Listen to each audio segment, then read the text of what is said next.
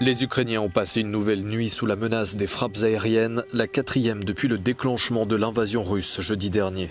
Nombre d'entre eux ont passé la nuit de dimanche à lundi dans des abris souterrains, des caves ou dans le métro. Le président Zelensky a prévenu dimanche soir que les prochaines 24 heures dans la capitale seront cruciales. Alors que les forces ukrainiennes ont déclaré avoir repris le contrôle de Kharkiv, 2e ville du pays, l'annonce de pourparlers russo-ukrainiens font planer l'espoir, bien que faible, d'une éventuelle trêve.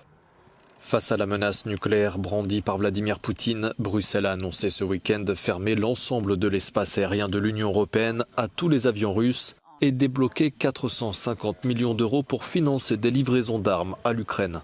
L'Ukraine qui pour l'instant fait état de quelques 200 civils tués et plusieurs dizaines de militaires morts au combat. Ce dimanche, l'armée russe a pour la première fois reconnu des pertes humaines de son côté sans les chiffrer. Ce lundi, l'Assemblée générale des Nations unies doit se réunir en session extraordinaire d'urgence pour que ses 193 membres se prononcent sur l'invasion de l'Ukraine par la Russie. Ce lundi toujours, la France doit porter devant le Conseil de sécurité une résolution sur l'aide humanitaire à l'Ukraine.